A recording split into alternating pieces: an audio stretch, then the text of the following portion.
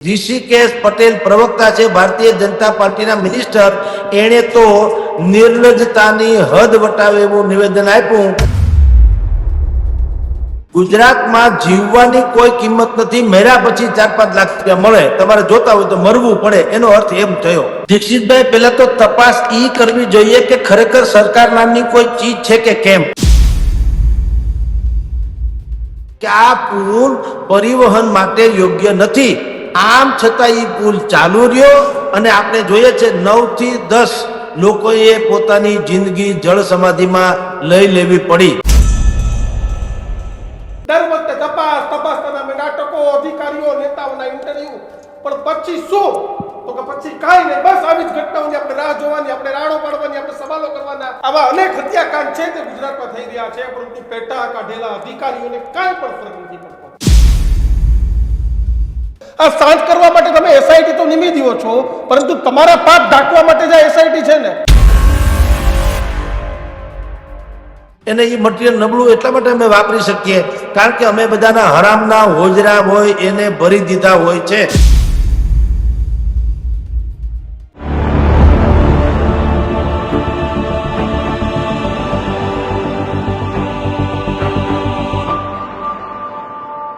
અનેક વખત આપણે હવે હત્યાકાંડ થઈ રહ્યા છે. ગુજરાતમાં કાંડ નહીં, તમે મોરબીનો કાંડ જોવો, તમે હરણી હત્યાકાંડ જોવો, તમે તક્ષશિલા વાળો કાંડ જોવો, તમે ડીસામાં તાજેતરમાં બનેલી એ ઘટના જોવો, એક નહીં આવા અનેક હત્યાકાંડ છે તે ગુજરાતમાં થઈ રહ્યા છે, પરંતુ પેટા કાઢેલા અધિકારીઓને કાંઈ પણ ફરક નથી પડતો. દર વખતે તપાસના નામે નાટકો, અધિકારીઓ, નેતાઓના ઇન્ટરવ્યુ, પણ પછી શું? તો કે પછી કાંઈ નહીં, બસ આવી જ ઘટનાઓની આપણે રાહ જોવાની, આપણે રાડો પાડવાની, આપણે સવાલો કરવાના, પણ અધિકારીઓ કે નેતાઓને કોઈ ફરક નથી પડતો. જગદીશ મહેતા વરિષ્ઠ પત્રકાર આપણી સાથે જોડાઈ ગયા છે. જગદીશભાઈ, દર વખતે નેતાઓ નાટક કરે, નેતાઓ ઇન્ટરવ્યુ આપે, તપાસની વાત થાય, તપાસની ખોટી ગોળ વાર્તાઓ ફરે, પણ આખરે શું? તો આવા હત્યાકાંડ જ. દીક્ષિતભાઈ, પહેલા તો તપાસ ઈ કરવી જોઈએ કે ખરેખર સરકાર નામની કોઈ ચીજ છે કે કેમ. યસ, એક એસઆઈટી નિમો, જનતાની એસઆઈટી, કે એ તપાસ કરે કે સરકાર નામે કોઈ મહેકમ છે, કોઈ તંત્ર છે. કારણ કે સરકારને આ ટેવ પડી ગઈ છે કે કોઈ પણ અકસ્માત થાય ત્યારે એની પાસે 3-4 વસ્તુ વાક્ય જે છે ને એ એની પાસે કેસેટની જેમ વગાડે છે. એ સૌથી પહેલા જેવી ઘટના એવો એનું આશ્વાસન. બહુ દુર્ઘટનામાં બહુ કેજ્યુલિટી હોય, વધારે લોકો મરી ગયા હોય તો ઊંડા શોકની લાગણી, પછી તપાસ સમિતિ, પછી કોઈ પણ હશે એને છોડાશે નહીં, પછી સમિતિનો અહેવાલ આવ્યા પછી એક્શન લેશું, અને પછી તમને 4-5 લાખ રૂપિયાના પડીકા પકડાવી દેવાના. ગુજરાતમાં જીવવાની કોઈ કિંમત નથી, મર્યા પછી 4-5 લાખ રૂપિયા મળે, તમારે જોતા હોય તો મરવું પડે, એનો અર્થ એમ થયો. કોઈ પણ ઘટનામાંથી ધડો ન લેવો એ સરકારનો બીજ મંત્ર બની ગયો છે. એ મોરબી પુલ દુર્ઘટના હોય, હરણી કાંડ હોય વડોદરાનું, તક્ષશિલાની પણ ઘટના હોય, અગ્નિકાંડ હોય, ટીઆરપી કાંડ હોય, કે કાંકરિયાની હોય, કે ગમે તે હોય, આખી જે રૂટ છે આ વડોદરામાં, તો તમારી જાણ ખાતર હરણી બોર્ડ થયા પછી તો એલર્ટ નામનું તંત્ર કોઈ હોવું જોઈતું હતું.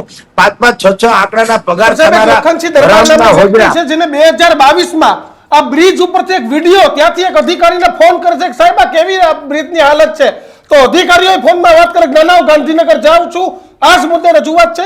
સાહેબ એને 3 વર્ષ થઈ ગયા. આ અધિકારીઓના પાપે તમે કઈ રીતે કઈ વાર્તા કરો છો એ ખબર નહીં, અને આવા હત્યાકાંડો થઈ જાય, અને હવે આશ્વાસન, તપાસ, બધાય નાટકો. સાહેબ, 2021માં કોંગ્રેસે માગણી કરી હતી કે આ જે ગંભીરા બ્રિજ છે એની ઉપર હેવી વિકલ્પ ચાલે છે, ત્યારે એ ધ્રુજારી અનુભવે છે, એટલે તૂટવાની ત્યારી સંભાવના છે, અને રિપેર કરો ને બંધ કરો. એ કોંગ્રેસની માગણી હતી, એટલે તો સ્વાભાવિક છે વિપક્ષના માણસો, આ લોકો ક્યાં માણસો સમજે છે, એટલે એને નકારી કાઢી. પછી 2022માં એનો સ્ટ્રક્ચરલ રિપોર્ટ આવ્યો, લીગલી સરકારી તંત્ર તરફથી નેગેટિવ આવ્યો કે આ પુલ પરિવહન માટે યોગ્ય નથી. આમ છતાં એ પુલ ચાલુ રહ્યો અને આપણે જોઈએ છે 9 થી 10 લોકોએ પોતાની જિંદગી જળ સમાધિમાં લઈ લેવી પડી. તમને કહું દીક્ષિતભાઈ, મને ત્યાંથી સમાચાર છે વડોદરાથી કે સંભવતઃ એક સ્કૂલ વાન પણ એમાં તરતી દેખાય છે. હવે ભગવાન કરે ને આ અહેવાલ ખોટો હોય, અન્યથા વળી પાછું આપણે હરણીકાંડ જેવી યાદ તાજી થશે. હાલાકી મૃત્યુ ગમે તેનું હોય, વયસ્ક હોય, યુવાન હોય યા બાળક હોય, મૃત્યુ હોતા અને એના જેવો કોઈ શોક નથી. એટલે હવે સરકાર જે છે તપાસના આદેશ આપશે, જરૂર પડશે તો એસઆઈટી ની વાતો કરશે, 4-5 લાખ રૂપિયાના પડીકા ફેંકશે, પરંતુ જે કરવું ઘટે તે ક્યારેય કરશે નહીં. ઋષિકેશ પટેલ પ્રવક્તા છે ભારતીય જનતા પાર્ટીના મિનિસ્ટર, એણે તો નિર્લજ્જતાની હદ વટાવે એવું નિવેદન આપ્યું કે દર વર્ષે આ બ્રિજનું મેન્ટેનન્સ અમે સત્તાવાર રીતે કરતા હતા અને એમાં અમને ક્યાંય વાંધાજનક લાગ્યું નથી. બોલો, હવે આપણે પ્રશ્ન કરતા હોઈએ છીએ તમામ ટીવી ચેનલ્સ વાળા કે આનો જવાબદાર કોણ? મારી દ્રષ્ટિએ તો જવાબદાર અત્યારે ઋષિકેશભાઈ પટેલ સ્વયં હોવા જોઈએ, કારણ કે સરકારનો ચહેરો છે, પ્રવક્તા છે. એટલે એણે કીધું કે પ્રતિ વર્ષ અમે આ જે છે એનું મેન્ટેનન્સ કરતા હતા અને અમને કોઈ ગંભીર લાગતું નહોતું. તો એને આ પુલ ગંભીર નતો લાગતો કે 9 જણાની જિંદગી ગંભીર નથી લાગતી? એ હવે સરકાર પાસે પ્રશ્ન પૂછવો જોઈએ. જી સાહેબ, આવી અનેક ઘટનાઓ, તમને એક જ સ્ક્રિપ્ટ યાદ આવે, તમે ટીઆરપી કાંડ વખતે જતા રહ્યો, તમને આ સ્ક્રિપ્ટ યાદ આવે, તપાસ, એસઆઈટી, પછી શું? ટીઆરપી રાજકોટની દુર્ઘટનામાં એસઆઈટી થઈ, સાગઠિયાથી આગળ કોણ ગયું? ત્યારે તત્કાલીન કમિશનર, કલેક્ટર, આ બધા ઉપર કેવા પ્રકારની કાર્યવાહી થઈ? અને હવે આ જ પ્રકારની ઘટના આ બ્રિજ ઉપર આવી. સાહેબ, જવાબદાર સામે કાર્યવાહી નહીં, તમારા લોકોનો ગુસ્સો, મીડિયાનો સવાલો, આ શાંત કરવા માટે તમે એસઆઈટી તો નિમી દો છો, પરંતુ તમારા પાપ ઢાંકવા માટે જે એસઆઈટી છે ને, દીક્ષિત અને કોણ ડાકણ કે આમાં જવાબદાર કોન્ટ્રાક્ટર નથી, જેણે રૂપિયા કટાવ્યા એ તંત્રવાહકો જવાબદાર છે. યસ, હું એવા અનેક કોન્ટ્રાક્ટરોને ઓળખું છું જેને હાઈવેઝના રોડના કામ, અંડરબ્રિજ, ઓવરબ્રિજના કામ એના બિઝનેસ છે, વર્ષોથી છે.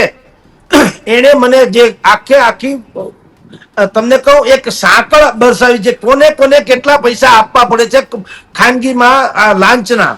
એ લાંચના રોડ એન્ડ માર્ગ વિકાસ વિભાગના સચિવ સુધી પહોંચે ત્યાં સુધીમાં નફાનો ગાળો જે 15% જેવો હોય છે, એમાંથી 8% નફો તો લાંચમાં વયો જાય છે.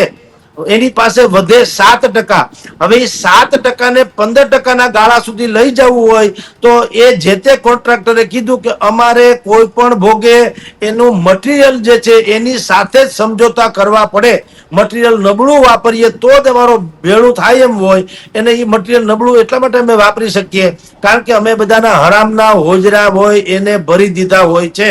એટલે જેટલા લોકો હોય, માર્ગ એન્ડ મકાનના હોય, જેટલા પણ સંલગ્ન ડિપાર્ટમેન્ટના હોય, એ બધા જેમ અત્યારે કે ને સ્ટ્રક્ચરલ રિપોર્ટ એમ કે નેગેટિવ આવ્યો છતાં કોઈએ ધ્યાન ન આપ્યું. શું કામ? ધ્યાન ક્યાંથી આપે? ગુલાબી નોટ એના આંખની આડી આવી જતી હોય છે. લાંચની જે લાખો રૂપિયાની એને ખાધા હોય છે એટલે એ લોકો સબ સલામતની વાત કર્યા કરે અને એમ માને દીક્ષિતભાઈ કે 100 વર્ષનો આનો આયુષ્ય હોય છે લીગલી, તો કમસે કમ હજી 45 થયા, 60-65 થાય ત્યારે આપણે તો નિવૃત્ત થઈ ગયા છું. પછી તમે જાણો ને તમારું કામ જાણે, આપણે તો રૂપિયા કટકટાવી લ્યો. આ જ માનસિકતાને કારણે અત્યારે આ પુલ જર્જરી જતો તૂટી પડ્યો અને આપણે 9-10 જિંદગી જે છે ગુમાવવી પડી. જી જગદીશભાઈ, 2023 સ્નેહલ પટેલ નામના વ્યક્તિ, કોંગ્રેસ વાળા વ્યક્તિ, આ લખન દરબાર, અનેક લોકો આ રજૂઆત કરતા હતા, પણ સરકાર હવે એવું લાગે કે આવી દુર્ઘટના થાય ને એની રાહ જોઈને બેઠું હતું. દુર્ઘટના થાય, સવાલો ઉભા થાય, અમે તપાસ સોંપીએ, કારણ કે આવી અનેક ઘટના છે, અનેક વખત રજૂઆત કરાઈ છે, પરંતુ ઘટના બાદ તમે જોઈ લો, આ વ્યક્તિ દેખાય છે લખન દરબાર, એક સ્નેહલ પટેલ નામના વ્યક્તિનું પણ ટ્વીટ છે કે જેને 2023 કર્યું હતું. કોંગ્રેસના કોઈ પૂર્વ સદસ્યએ 2021 વાત કરી હતી. તો કેમ આ ઘટનાઓમાં જ્યારે કોઈ રજૂઆત કરે છે ત્યારે ગંભીરતાથી અધિકારીઓ નથી લેતા? કલેક્ટર પોતાની એસી ચેમ્બરની બહાર નથી નીકળતા? પણ દીક્ષિતભાઈ, મને ઘર બેઠે પૈસા મળી જતા હોય તો લખન દરબાર કે સ્નેહલ પટેલ કે કોંગ્રેસ કે સ્ટ્રક્ચરલ રિપોર્ટ કે મને શું ફેર પડે? મારા હરામના હોજરા ને હાડકા એ તો સલામત છે. જનતાની કોને પડી છે? અપના કામ હે બનતા, ભાડ में જાય જનતા. આ તો એની માનસિકતા છે. અત્યારે પણ તમે જે રોડ એન્ડ બિલ્ડિંગ વિભાગના એક અધિકારી છે જે સ્થળ ઉપર છે, પત્રકારો એને પૂછે છે કે આ બ્રિજ આટલો ખતરનાક હતો, સ્ટ્રક્ચરલ રિપોર્ટ 2023માં નેગેટિવ આવ્યો હતો, 22માં, તો તમે એમાં કેમ ધ્યાન ન આપ્યું? એણે શું કીધું? રોડ એન્ડ વિભાગના અધિકારી જે છે એને શું કીધું, રોડ એન્ડ બિલ્ડિંગ વિભાગના, કે આવું કાંઈ છે નહીં, અમને કોઈ રિપોર્ટ મળ્યો નથી, અમે આને ગંભીર માનતા નહોતા, આ પુલ બિલકુલ સારો હતો એવું અમે માનતા હતા, હવે અમે તપાસ કરી છે, તપાસ કરીશું કે તૂટવાનું કારણ શું, બોલો. પણ જગદીશભાઈ, ત્યાંથી નીકળેલા સ્નેહલ પટેલ નામના સામાન્ય વ્યક્તિ, સ્નેહલ દરબાર નામના સામાન્ય વ્યક્તિ, કોંગ્રેસનો નેતા હશે, કોઈ એન્જિનિયર નહીં હોય, આ એન્જિનિયરો નતા, એ લોકોને પણ ખબર હતી કે આ બ્રિજ ચાલવા લાયક નથી, તો જે એન્જિનિયરના પગારો લે છે, જે રિપોર્ટ તૈયાર કરે છે, આ લોકોને ગંભીરતા ન હોય કે આ બ્રિજની હાલત કેવી છે? દીક્ષિતભાઈ, હવે તો જુઓ, જનતા સ્વયં આક્રોશિત બની અને એના જવાબ લે તો મેળ પડે એમ છે. આમાં ભાજપ કોંગ્રેસ જેવી તૂતાતૂતી નહીં હાલે, પણ આપણે પ્રોબ્લેમ શું છે, જનતાનો થોડોક વાંક તો છે સાહેબ, ભલે ગમે તેમ. આપણા બધાના પાપે કહું છું, આવા લોકો, નિર્દોષ લોકો હણાઈ જાય છે, કારણ કે આપણે મતદાનની આગલી રાતે 250 ગ્રામ ગાંઠિયામાં વેચાઈ જઈએ છીએ, 5 વર્ષનો કોન્ટ્રાક્ટ આપી દઈએ છીએ. સવાલ એ છે સાહેબ કે જનતા શું કામ પૂછતી નથી? આપણા ટેક્સના પૈસે આ બને છે, આપણે માલિક છીએ, હાઈકમાન્ડ જનતા છે લોકતંત્રમાં, આ આપણા તથાકથિત સેવકો છે, આ આપણા નોકર છે. જો બીજી ખરાબ ભાષામાં કયો તો નામ તો આવે છે લોકસેવક, પ્રજાના પ્રતિનિધિ, તો શું કરે છે એ લોકો જેના 5-5, 6-6 આંકડામાં પગાર છે ઈ, અને જે લોકો કરોડો રૂપિયા પ્રધાન આપણી જે પ્રતિનિધિ તરીકે આવીને કરોડો રૂપિયા બનાવે છે ઈ, આને કોઈ પૂછનાર નથી, કાટલો પકડનાર નથી. આપણે બધું ઓળિયો ગોળિયો ભાજપ કોંગ્રેસ એના ઉપર જોડી દઈએ, કોંગ્રેસ વાળા પણ વિરોધ કરવા ખાતર કરશે, કારણ કે એને એમાં છબી ચમકી જાય, ભલે વાત સાચી હોય તો પણ, કારણ કે વિરોધનું કશું આવતું નથી. જનતાએ સ્વયં જાગવું પડે કે તમારા ટેક્સના પૈસે આ બધી જાહેર વસ્તુઓ બને છે, એમાં નબળું આવે. તમે સાડી લેવા જાઓ ને સાડીમાં જો ક્યાંક ખામી હોય તો તમે દુકાનદારને ગગલાવતા નથી. તમે ગાંઠિયા ભજીયા કે ફરસાણની દુકાનમાં લેવા જાઓ અને ફૂગ ચડેલા ગાંઠિયા કે સમોસા આવે, તમે એને ધધડાવતા નથી. તો આ તમારે ને મારે એમ કરવાનું છે. આ પુલ આપણા પૈસે બનેલો છે એમ કહું છું.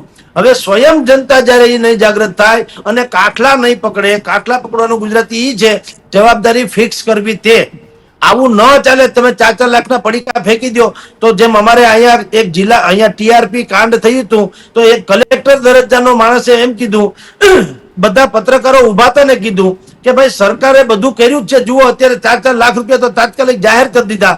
તો રામભાઈ મોકરિયા સંસદ સભ્ય હતા, એને કીધું કે ભાઈ તમે 4 લાખની વાત ક્યાં કરો, એક કામ કરો, લ્યો હું આપું 10 લાખ, લ્યો ફેંકી દો તમારા છોકરાને આમાં TRP માં, ભલે લાવો હું 10 લાખ આપું. હાલી શું મળ્યા છો કે તમે માણસોની કિંમત આવી રીતે આપવા માંડ્યા છો? આટલી હદે તમે લોકો ઘૃણાસ્પદ પરિસ્થિતિમાં ઉતરી ગયા છો. એટલે સવાલ એ છે સાહેબ કે આ નિષ્ઠુર તંત્ર છે, સરકાર નામે કઈ છે નહીં, અરાજકતાની ચરમસીમા છે. અધિકારીઓ ગીધડા જેમ મળદાને ટોચી ખાય એમ આખા ગુજરાતને ટોચી ખાય છે. જનતાનું કઈ આવતું નથી. જનતા બિલકુલ લાચાર, બેબસ અને વિવશ છે, હાવી થઈ ગયા છે કમિટેડ વોટર્સ. એ કમિટેડ વોટર્સ છે એટલે એને કોઈની કાંઈ પડી નથી.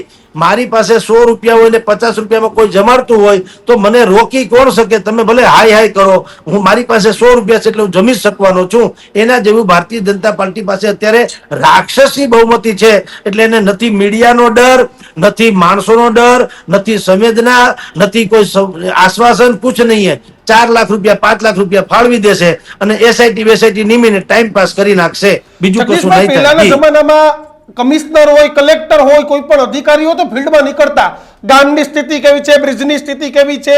છેલ્લા 10 વર્ષથી હું તમને જોઉં છું, એક કલેક્ટરે એક બ્રિજ ઉપર જઈને એવી તપાસ નથી કરી, ખીલો નથી માર્યો કે આ બ્રિજ કેવો છે, ખીલો નથી માર્યો રસ્તા કેવા છે. આજે વરસાદ છે, અડધા ગુજરાત ઉપરના રસ્તાઓ તૂટી ગયા છે, અને આજે જે વરસાદ એટલે શરૂઆતી સિઝનમાં આ પ્રમાણે પુલ તૂટી ગયા હોય તો ગુજરાતમાં તો આવા કેટલાય પુલ છે, આવા કેટલાય હત્યાકાંડના અધિકારીઓ રાહ જોઈને બેઠા છે.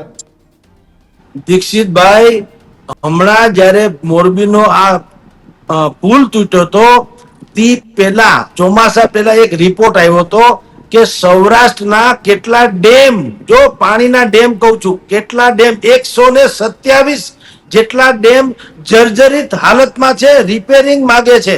તમે કલ્પના તો કરો એક મોરબીના મચ્છુ ડેમના 2 ગાળા શું તૂટી ગયા હતા, 10-20 હજાર લોકો એમાં તણાઈ ગયા ને તબાહ થઈ ગયું હતું આખું નગરી.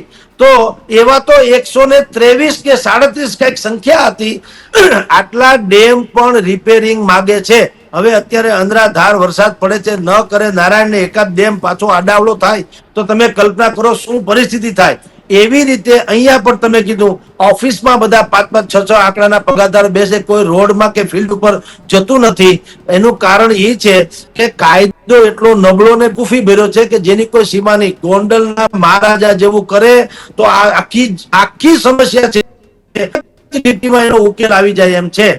દુનિયાનો કોઈ પણ રોડ બનાવો, અંડરબ્રિજ બનાવો કે ઓવરબ્રિજ, શરત એક રાખવાની, 3 ચોમાસા વયા જાય, એક આકરી ન ખરે તો તમને વ્યાજ સહિત તમારા પૈસા મળશે, નહીતર ધક્કો ખાતા નહીં. બસ આ એક જ લીટીમાં બધું જ આવી જાય. ન દેવી લાંચ પડે, ન કોઈ નબળું મટીરિયલ વાપરે, ન કોન્ટ્રાક્ટર વર્ક ઓર્ડર 50% પેમેન્ટ ઉપાડી લે છે આ લોકો. વર્ક ઓર્ડર ની 50%, 60% જેવું અધિકારી સેટિંગ, એવા કોન્ટ્રાક્ટરો પૈસા ઉપાડી લે છે અત્યારે. આ ક્યાંથી શક્ય છે તમે વાત કરો છો? આ પણ હું ઈ તો કહું છું ભગવાન કે અત્યારે શક્ય નથી, કારણ કે બધું ભેળું થઈ ગયું, ભેળાઈ ગયું છે. કોઈને નિર્લજ, જો શરમ જેવી ચીજ રહી નથી. આટલી મોટી ઘટના બને છે અત્યાર સુધીમાં, છેલ્લા 5 વર્ષમાં 350-400 જેટલા લોકો માનવીય હોનારતમાં, તાંત્રિકો એટલે તંત્રવાહકોના પાપે એનો ભોગ લેવાઈ ગયો. એક પણ મંત્રીએ, સંલગ્ન ડિપાર્ટમેન્ટના મંત્રીએ રાજીનામાનો ર પણ ઉચ્ચાર્યો ખરો? આ ગેંડાની ચામડી જેવા મંત્રીઓ છે, આને કઈ થતું નથી. તમે મરો તો તમારા ભાગ, જીવો તો તમારા ભાગ, અમારે કઈ કરવા થતું નથી. આ જો તમે જે દ્રશ્ય બતાવો છો એમ બધા પાળીએ ઉભા બધું જુએ કોણ કેટલામાં ક્યાંથી પડી ગયું, કોણ કેટલામાં કેટલા મરી ગયા. હવે ખોટા કાગળિયા ચિત્રમાં આવશે ને ત્યાંની ટોપી ઉતારી લેવી ન જોઈએ ફટાક કરતી. માર્ગ, રોડ અને માર્ગ વિભાગના જેટલા અધિકારીઓ કે ભાઈ 100 વર્ષની આયુષ્ય વાળો આ પુલ 45 વર્ષે તૂટી ગયો, એનો અર્થ એમ છે કે તમે કોઈ ફિલ્ડ વર્ક કર્યું નથી, સાઇટ વિઝિટ કરી નથી. સાઇટ વિઝિટ કરી હોય તો તમે એનું મને આખું પત્રક બતાવો. હવે શું થશે દીક્ષિતભાઈ? રાતોરાત બુદ્ધિપૂર્વક કદાચ કાગળિયા તૈયાર કરી નાખે, પણ પાછલી તારીખના તો હોવાના નહીં, બને તો આજના બનશે. તો તમારે તૈયાર કરવું જોઈએ. જ્યારે 2021માં કોંગ્રેસે તમને કીધું હતું, 2023માં સ્ટ્રક્ચરલ રિપોર્ટ તમારે નેગેટિવ આવ્યો હતો, તો અત્યારે 2025 છે પૂરું થવામાં છે ને હમણાં 26 આવશે. 3 વર્ષ સુધી કોણે સાઇટ વિઝિટ કરી, કોણે શું રિપોર્ટ આપ્યો, કોનો શું અભિપ્રાય હતો, એની તમે તપાસ કરો. જો ન હોય તો ઓન ધ સ્પોટ એને સસ્પેન્ડ નહીં, ડિસમિસ કરો. કારણ કે આ જે 9 જિંદગી અત્યારે ગઈ છે, ભગવાન કરે ને આંકડો ન વધે, પણ એની જિંદગી ડિસમિસ થઈ છે, સસ્પેન્ડ નહીં. એ પાછા આવી શકે એમ નથી. ડિસમિસ એટલે મારો દીકરો, તમે વિડીયો જો, તમારું આમ લોહી ઉકળી જાય, તમારી આંખમાંથી આંસુ આવી જાય, તમને ગુસ્સો પણ આવે કે એક માં આ પ્રકારનું આક્રમણ કરતા હતા. પણ આ પેટા કાઢેલા અધિકારીઓ સાહેબ, ત્યાં તમે જોઈ લ્યો, આ સ્ક્રીનશોટ કરાવવા ગયા એમ ફોટા પડાવે છે. એટલે જ તમને કહું દીક્ષિતભાઈ કે આપણે આક્રોશિત ચહેરે બધું જ બોલીએ છીએ, બધી સાચી વાત. આફ્ટર ઓલ જનતાએ થોડુંક એક વિચારવું પડશે કે હવે તમારી તકદીરને તમે શું કામ હાથે કરીને નબળી કરી રહ્યા છો, જ્યારે કે લખવાની તકદીરની પેન પણ તમારી હાથમાં આવે છે 5 વર્ષ પછી, જેને આપણે વોટિંગ પ્રક્રિયા કહીએ છીએ. તો ખુદની તકદીર આપણે ખુદ જ ખરાબ લખીએ તો પછી એમાં બીજાનો વાંક ક્યાં કાઢવો? તંત્ર તો નઠારું છે ને છે જ, પણ મેં કીધું તેમ કોઈ ભાવ પૂછે છે, કોઈ એને સવાલ કરે છે. હમણાં જ તમને કહું, આજે આ પુલ દુર્ઘટના થઈ એટલે એકાદા 2 દિવસ બહુ જાહેર કાર્યક્રમો રહેશે નહીં, સભાઓ બધી રદ થઈ જશે, પણ ત્રીજે દિવસે તમે જોજો નાટકો ચાલુ થઈ જશે. તમને કહું આજથી નાટક, ટીઆરપી પછી કેવા નાટક થતા, આખા ગુજરાતના ગેમ ઝોન બંધ, તમે હાચા ખોટા પછી પણ ગેમ ઝોન બંધ. એટલે આજથી કેવા નાટકો થશે તમને કહું. બધા બ્રિજ ઉપર 4 અધિકારી ઓલા મોટા ઓલા લઈ અને ચેક કરવા આવશે, ખીલા મારશે, અથોડા મારશે, મીડિયાને બોલાવશે, ફોટા પડશે, વિડીયો ઉતારશે. આ 24-48 કલાકનો ખેલ આજથી ચાલુ થશે સાહેબ. બિલકુલ થશે. હમણાં ગઈકાલે અમારે અહીંયા કલેક્ટર કચેરીને કોંગ્રેસ વાળાએ ઘેરાવ કર્યો હતો રોડના ખાડા માટે થઈને, બરાબર. પાલભાઈ આંબલિયાથી માંડીને લાલજીભાઈ દેસાઈ પટેલ સુધીના બધા લોકો આવ્યા હતા. હવે ઈ આવવાના હતા, એ ખબર હતી, એટલે આગલા દાડે રાતે, કહું છું રાતના રાતના આખું લાવ લશ્કર રાજકોટનું ઉતરી ગયું મેદાન ઉપર. સેંકડો જેસીબી, સેંકડો રોડ રોલર, સેંકડો મિક્સર, હજારો કામદારો પાવડા, તગારા, ડામર, ફલાણું ઢીકણું, સિમેન્ટ, પથ્થર ઇત્યાદિ લઈને રાતો રાત. હવે તમે વિચાર કરો કે તમે જ્યારથી આ વસ્તુ થાય છે રોડ, અને 3 વર્ષથી અમે લોકો રાડો પાડીએ છીએ, એટલે કે જનતા રાડ પાડે છે, બધું કે છે, ભોગવે છે, તંત્ર જાગતું નથી. તંત્ર ક્યારે જાગ્યું? કોંગ્રેસે હલ્લાબોલ કરવાની વાત કરી, આમ આદમીએ હલ્લાબોલ કરવાની વાત કરી, એટલે તંત્ર જાગ્યું. એટલે તમે વિચાર કરો, આ સરકાર જે છે ને એ ગુજરાતની સરકાર નથી, ચૂંટણીની સરકાર છે. એ મતદારોના નાથ છે, નાગરિકોના નહીં. નાગરિક જુદી ઘટના છે, મતદારો જુદી ઘટના છે. એને જેટલા લોકો સહયોગ કરે છે એના સિવાય કોઈની ચિંતા છે નહીં. મેં ગઈકાલે એક કેબિનેટ દરજ્જાના મિનિસ્ટર સાથે વાત કરેલી. એણે કબૂલ કર્યું કે દિલ્હીમાં એ વાત પહોંચી ચૂકી છે કે ગુજરાતમાં આ સરકારમાં જેટલી અરાજકતા છે એટલી ભૂતકાળમાં ક્યારેય હતી નહીં, શાયદ ભવિષ્યમાં ક્યારેય નહીં હોય. હવે આથી વિશેષ બીજું શું કહેવાનું મને તમે કહો. સાહેબ, આ મંત્રીઓને એવું છે કે અમે રિપીટ થાય ન થાય એ બધી વાર્તાઓ ચાલુ છે. અધિકારીઓને એવું જ છે કે ભાઈ આ સરકાર રહેવાની નથી, આ તે આ બધી વાર્તાઓ હ્યુમર ફેલાય છે. એના કારણે નથી કામ કરતા મંત્રીઓ, નથી કામ કરતા અધિકારીઓ, અને એક બાદ એક આવા હત્યાકાંડો થાય. भाई एक आईना था सो टूट गया, अब खुद से अगर शर्माओ तो क्या, और जब देखने वाला कोई नहीं, जल जाओ तो क्या, बुझ जाओ तो क्या. કોઈ હોવું તો જોઈએ કેનાર. મુખ્યમંત્રીનું કોઈ માનતું નથી. ઈ ભોળા બાબાની જેમ બધે હેર્યા ફેર્યા કરે છે. ગૃહમંત્રી છે ઈ હું પોળો ને બજાર હાકડી, ઈ એની રીતે આટા મારે છે. છઠ્ઠા મંત્રીનું નામ કોઈને ખબર નથી કે મંત્રી કોણ છે. આ વાહન વ્યવહારનો વિભાગ છે તો એનો મંત્રી નહીં. ઋષિકેશ પટેલ આવીને બોલ્યા પ્રવક્તા તરીકે, અડધા ગુજરાતને પૂછો વાહન વ્યવહાર મંત્રી કોણ છે, કહે છે રાજા રામ જાણે. કોઈને કાંઈ ખબર નથી. આવી કાંઈ સરકાર નહેરુ ધુપલ છે, અને એટલે અધિકારીઓએ રાજ કર્યું. એને ખબર છે કે આ લોકોની પાસે ઉપલો માળ જ નથી, એટલે ઈ કાગળ ઉપર ગમે ઈ ચિત્રે અને રૂપિયા બનાવે, કરોડો અબજો રૂપિયા. અને બધા સરકારને અધિકારીઓના ઘરે અધિકારીઓના ઘરે એસીબી ની રેડ જશે કે કેટલો માલ ક્યાંથી બનાવ્યો, શું છે, કેટલી કટકી, કેટલો હપ્તો, કેટલા એડવાન્સ, કેટલા કોન્ટ્રાક્ટ. એ કોન્ટ્રાક્ટરોને ખાલી ખાનગીમાં બોલાવીને પૂછે કે કેટલા લીધા. કોન્ટ્રાક્ટર સાચું કીધું સાહેબ 10% લઈ ગયા. દીક્ષિતભાઈ, રેડ લાઇટ વિસ્તાર હોય એરિયા, એમાં કોઈ શરમાય ખરું? હવે આમાં કોણ કોની ત્યાં રેડ પાડે? અંધાય હરખા છે, છછુંદર ના છયે સરખા. એમાં રેડ પાડવા જેવું ક્યાં છે? આ પૂછવા જાય કે તમે કેટલા બનાવ્યા અને મારે કેટલા ઓછા કે વધુ આવ્યા, ઈ જાય. રેડ થોડી પાડે. આ તો લેર કરે, રેડ ન કરે. એટલે છોડીએ, બહુ પરિસ્થિતિ ગંભીર છે. આ આવી ઘટનાઓ અત્યારે તમે જોજો ને, હમણાં જ આવશે કે બધા જ બ્રિજના ચેકિંગ મંડો કરવા, જે ઓલું પુલ તૂટી ગયો છે. આ બસ હમણાં ને હમણાં એક સેકન્ડમાં જ બધું. મને તો આખી સ્ક્રિપ્ટ મોઢે છે. મને લાગે અડધા પડધા ગુજરાતને સ્ક્રિપ્ટ મોઢે હશે. એક તો ઊંડા શોકની લાગણી વ્યક્ત કરશે મુખ્યમંત્રી શ્રી, ઊંડા શોકની. હવે ઈ ક્યાંથી કાઢતા છે રામ જાણે. આપણે તો શોક હોતા હે.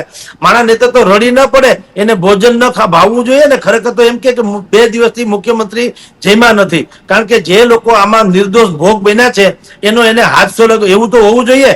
ઈ ઊંડા શોકની લાગણી પણ વ્યક્ત કરતા હોય ને તો ઈ જ્યુસ પીતા પીતા વ્યક્ત કરતા હોય એવું બને કદાચ. એટલે ઊંડા શોકની લાગણી વ્યક્ત કરશે, પછી તાત્કાલિક તપાસના આદેશ વ્યક્ત કરશે, અધિકારીઓને સ્થળ ઉપર વિઝિટ કરવાનું કહેશે, પછી અહેવાલ તૈયાર કરો, એસઆઈટી નિમો ને અહેવાલ તૈયાર કરો. અહેવાલ આવશે એટલે પછી જે કોઈ જવાબદારી છે એને ધડારૂપ કાર્યવાહીની વાત થશે. આ લોકોને 4-5 લાખ રૂપિયા આપશે. વળી પાછા એની બેહણા ઉઠમણામાં જઈ આવશે થોડા બાદશાહ જેવા કપડા પહેરીને, અને પછી બીજી દુર્ઘટના થાય ત્યાં સુધી આ નાટક, બીજી દુર્ઘટના ત્યારે એમાં એનો વારો. પણ જગદીશભાઈ, મને એવું કે મોરબી દુર્ઘટનાનો એસઆઈટી નો રિપોર્ટ શું આવ્યો ખબર છે કોઈને? રાજકોટની ટીઆરપી નો એસઆઈટી નો રિપોર્ટ શું આવ્યો? હરણી હત્યાકાંડનો ટીઆરપી નો રિપોર્ટ શું આવ્યો? તમે મોટી મોટી જાહેરાત કરી અને પ્રેસ કોન્ફરન્સ કરો છો, એમ રિપોર્ટ આવે એમાં જાહેરાત કરો ને કે આમાં ફલાણા ભાઈનો વાક હતો, આમાં ઢીકલા ભાઈનો વાક હતો, આમાં એસઆઈટી ની તપાસ થઈ. એવું કઈ તો થતું નથી. તમે સમજી લો 4 જણા બેહીને કે એસઆઈટી નો રિપોર્ટ આવ્યો, હવે આમાં આપને નામ કરવાનું છે, વાર્તા પૂરી. અને વાક આપણો એટલો જ છે કે આપણે ભૂલી જાય છે ચોથા દિવસે. દીક્ષિતભાઈ, મોરબીના વકીલે કીધું કે એસઆઈટી એને રિપોર્ટ સરકારને કરવાનો હોય છે. કોર્ટમાં પંચનામું જે થયું હોય ઈ રિપોર્ટ લાગુ પડે, એસઆઈટી નો નહીં. એસઆઈટી તો સરકારને કહેવાની વાત છે. સરકારી તંત્ર એમ કે છે કે આમાં છગનભાઈ આરોપી છે કે મગનભાઈ, પણ એ સરકાર પૂરતી વાત છે. છતાં પણ જાહેર તો કરો, જનતાને ખબર પડે સાહેબ. જાહેર તો કરવા ભાઈ, જોઈએ ને એસઆઈટી રિપોર્ટો હું આવ્યા કેની પણ ખામી ક્યાં હું હતી.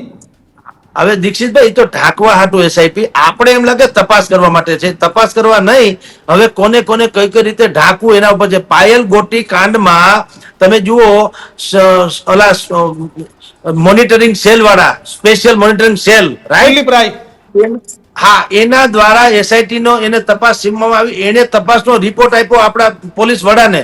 પોલીસ વડા વિકાસભાઈએ શું કીધું? મને આવું કઈ મળ્યું જ નથી. લે હાલે, પત્રકારોએ પૂછ્યું કે ભાઈ તમને રિપોર્ટ આપી દેવામાં આવ્યો છે નિર્લિપ્ત રોય દ્વારા, તો તમે એનો કયો શું થયું એનો? તો કે ભાઈ મારા ધ્યાનમાં કઈ છે નહીં. તો એટલું કોઈ પત્રકારે પૂછતું નથી. પાછા વિકાસ સહાય એમ નથી કહેતા કે ઉભા રહ્યો, તમે મને અત્યારે કહો છો કે રિપોર્ટ આપ્યો. 2 મિનિટ ઉપર હું ફોન જોડું છું નિર્લિપ્ત રોયને કે ભાઈ તમે રિપોર્ટ આપ્યો, ક્યાં આપ્યો, લાવો જી રિપોર્ટ, મને વોટ્સએપ કરો જી. ઈ નહીં.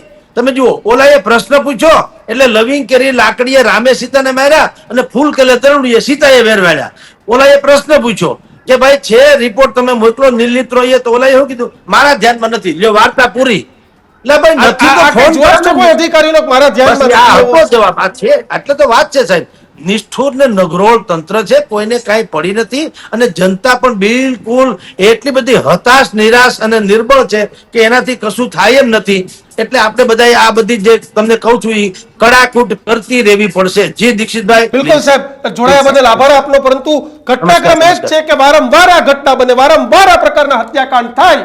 પણ એક જ જે જૂના છાપાઓમાં જૂનામાં જે જૂની સ્ક્રિપ્ટ હોય, તમે હરણી વખતે વાંચેલી સ્ક્રિપ્ટ જોઈ લો, તમે ટીઆરપી ગાયન જોઈ વખતે વાંચેલી સ્ક્રિપ્ટ જોઈ લો, તમે મોરબી બ્રિજ કાંડ વખતે જોઈ લો, એ સ્ક્રિપ્ટ મંત્રી આવે, સહાય આપે, સહાય આપ્યા બાદ તપાસથી જાહેર થાય, 5 લોકોની એસઆઈટીની કમિટી બને ને એસઆઈટીની કમિટી કેને રિપોર્ટ આપે ની ખબર નથી પડતી. દર વખતે આવા હત્યાકાંડ બને ને દર વખતે આ જ પ્રકારેની ઘટનાઓ થાય. હત્યાકાંડ એટલા માટે કહેવું પડે સાહેબ કે 2021, 2022, 2023 વારંવાર લોકો તમારા અધિકારીઓનું ધ્યાન દોરે છે, વારંવાર તમને ખબર કહે છે કે આ બ્રિજ હલકી ગુણવત્તાનો છે, બ્રિજ ધ્રુજે છે, બ્રિજ પરથી નીકળતા ડર લાગે છે.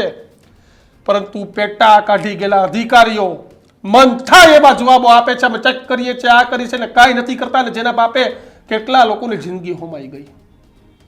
શું આના માટે હવે તમે અમારી પાસે ટેક્સ લેવા આવો છો? રસ્તો ન બન્યો હોય તો તમે ટોલ ટેક્સના મોટા મોટા પાટિયા મારી દો છો, ઉઘરાવવાનું શરૂ કરી દો છો. આ અમદાવાદ રાજકોટ હાઈવેના ખાડાઓ પડી ગયા છે, પણ એ પેલા ટોલ ટેક્સ લાગી કે પૈસા ઉઘરાણવાના કાર્યક્રમો કરી નાખવા છે. તમે ઉઘરાવો પૈસા, લોકો પાસેથી પૈસા લો, પણ આ હત્યાકાંડો બંધ કરો. તમે જે કૌટકી કૌભાંડ કરો છો, તમે જે ભ્રષ્ટાચાર કરો છો ને તેના બાપે આ તો 9-10 લોકોની જિંદગી હોમાઈ છે. હરણી હત્યાકાંડ વખતે પણ કેટલી જિંદગી હોમાઈ હતી. રાજકોટ ટીઆરપી ઝોનનો તો આંકડો કેટલો મોટો હતો. તો બસ સાહેબ, 2 હાથ જોડીને જ વિનંતી છે કે હવે અમારે આ પ્રકારના બૂમ બરાડા રાડું ના પાડવી પડે. હવે આ પ્રકારના કોઈ હત્યાકાંડ તમારા બાપે ગુજરાતમાં બીજી વાર ન થાય. બસ એ જ તમને અરજ છે. બાકી હવે બીજું તો અમારે તમને શું કહેવું? કારણ કે દર વખતે આ પ્રકારના શબ્દો અમારે બોલવા પડે. દર વખતે તમે નિષ્ઠુરતાથી જવાબ આપીને નીકળી જાઓ છો. ઋષિકેશભાઈ આજે જે પ્રકારે જવાબ આપ્યો સાહેબ, આ જવાબ તમારો જીવનમાં ગળે ન ઉતરે. મારી વાત સાથે આપ કેટલા સહમત છો તે કોમેન્ટ બોક્સમાં જણાવજો. ને તમારી આસપાસ પણ કોઈ આવા બ્રિજ હોય તો વિડીયો અમને મોકલો. આપણે સાથે મળીને આ લોકોની પોલ ખોલીશું. નમસ્કાર.